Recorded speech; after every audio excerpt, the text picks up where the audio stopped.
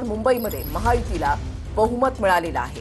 भाजपची ऐतिहासिक कामगिरी पाहायला मिळते आणि सर्वात जास्त 89 जागा भाजपच्या पारड्यात पडलेल्या आहेत। मुंबईमध्ये शिंदेंच्या शिवसेनेचा 29 जागांवर विजय झालेला आहे। 25 वर्षांनंतर ठाकरेंच्या हातून मुंबई महापालिका ही निसटलेली आहे। पुन्हा एकदा नागपूरकर जनतेने या ठिकाणी मोहर उमटवली आहे आणि एक प्रचंड मोठा विजय आपल्याला दिलेला आहे।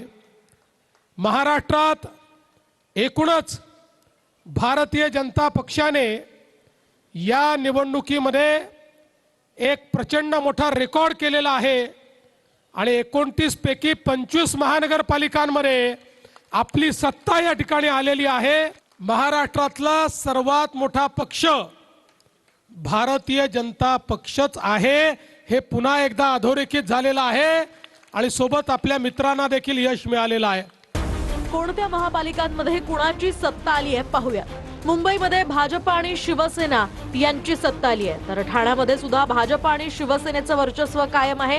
कल्याण डोंबिवलीमध्ये भाजप आणि शिवसेना यांची सत्ता आली आहे, तर भिवंडीमध्ये काँग्रेसला मोठं यश मिळालंय। भिवंडीमध्ये काँग्रेस सत्ता स्थापन करणार आहे, तर नवी मुंबईमध्ये सुद्धा भाजपची सत्ता आली आहे। उल्हासनगरमध्ये मात्र भाजपला 37 आणि शिंदेंच्या शिवसेनेला सुद्धा 37 जागा मिळाल्या, त्यामुळे काँग्रेस आणि वंचित हे किंग मेकर ठरणार आहेत। तर मीरा भाईंदरमध्ये भाजपची सत्ता आलेली आहे। दुसरीकडे वसई विरारमध्ये बहुजन विकास आघाडीला घवघवीत यश मिळालंय, त्यामुळे बहुजन विकास आघाडी वसई विरारमध्ये सत्ता स्थापन करणार आहे। तर पनवेलमध्ये भाजपची सत्ता आली आहे।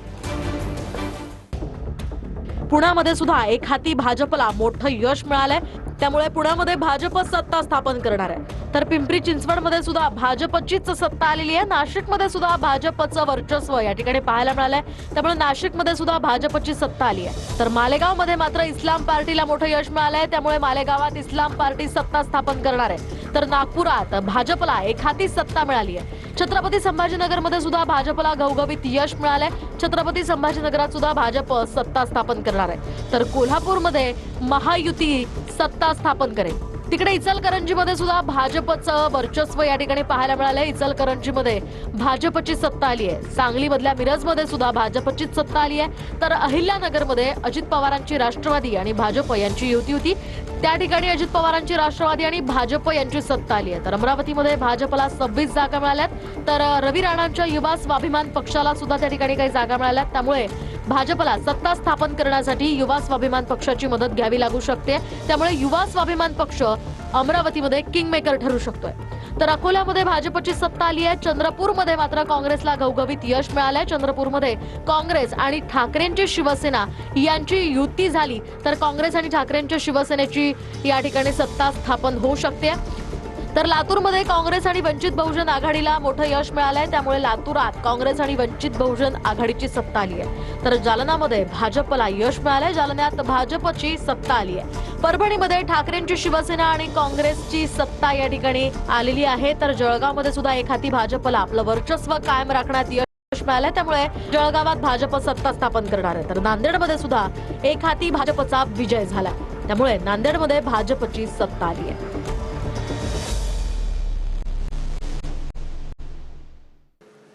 शेवट गोड झाला एवढंच सांगतो। शेवट हे कुणाला सांगायचं शेवट गोड झाला? ज्यांनी कडू केलं तर माझा शेवट त्यांना सांगायचं बाबा शेवट जनतेने गोड केला आणि जनतेने बरोबर गोड केला शेवट। तुमचं तिकीट कापण्यात आलं होतं, त्याच्यानंतर अचानकपणे राष्ट्रवादी अजितदादांकडे गेला, त्यांनी उमेदवारी दिली आणि कुठेतरी बडे नेते तुमच्या इथे प्रचार करत होता, तुम्ही एकटे लढत होता, आज काय भावना? एकटा नव्हतं लढत मी, माझ्यासोबत सर्व माझे मतदार राजे होते, माझे सर्व भाऊ कार्यकर्ते, लय गँग होती, मोठी गँग होती लय। सर्वांचं प्रेम होतं माझ्यावरती। मी एकटा येऊ शकत नाही निवडून, एकटा लढून काय करणार। हा विजय हा साधा विजय नाहीये, हा विजय एका खासदार, एक कॅबिनेट दर्जाचा मंत्री आणि पूर्ण बीजेपीचं मंत्रिमंडळ हे उतरून देखील मला हरवू शकलं नाही, त्याच्यावरच हा माझा विजय आहे। प्रतिष्ठेची निवडणूक होती आणि या प्रतिष्ठेच्या निवडणुकीमध्ये वरळीचं ठाण मांडून सगळे बसलेले माननीय मुख्यमंत्री त्या विभागामध्ये येऊन गेले, वरळी विभागामध्ये त्या ठिकाणी एकनाथ शिंदे साहेब त्या ठिकाणी येऊन गेले, अनेक दिग्गज मंत्री महोदय ठाण मांडून त्या ठिकाणी बसलेले, पण हा वरळीचा गट शिवसेना आणि नागरिकांनी या ठिकाणी राखून ठेवला। ही माझी विजय नाही आहे, माझी लोकांची विजय आहे. हे जन सैलाब जे आमच्या सोबत नेहमी आपल्या विजयासाठी मेहनत करत होता, एवढे दिवस आमच्यासाठी काम करत होता, आता नाही पण एवढं वर्षापासून लोकांचा जे संपर्क होता आमच्या बरोबर आणि त्यांचं प्रेम आणि जे अस्तित्वाची लढाई होती, जे आपल्याला संविधान वाचवायचं होतं, लोकांपर्यंत जे प्रॉब्लेम्स आहेत त्यांना सॉल्व्ह करायचं, तर माझं असं म्हणणं आहे की हा संविधानचा विजय आहे आणि हे लोकांचा विजय. म्हणजे कमी जागा आम्हाला वाट्यामध्ये येऊन सुद्धा आमचा स्ट्राईक रेट जो आहे तो भन्नाट आहे. 28 जागा आम्ही जिंकल्या, 38 जागा आम्ही लढलो, त्याच्यातल्या 6 जागा ज्या आहेत त्या CD कॅटेगरीमधल्या होत्या आणि त्याच्यामुळे जवळपास 32 पैकी भारतीय जनता पार्टीने 28 जागा या निवडून आणल्या. ठाण्याला हा महायुतीचाच बालेकिल्ला आहे. एक महिना आम्ही 4 जण या प्रभागात फिरलो, लोकांच्या समस्या जाणून घेतल्या. त्याच्यावरनं आम्हाला खात्री आहे की आम्ही पुढच्या ह्या येत्या 5 वर्षात आम्ही चांगला हा प्रभाग डेव्हलप करू, चांगलं नागरिकांना सोयीसुविधा मिळावी या हिशोबाने आम्ही काम करत राहणार आहे.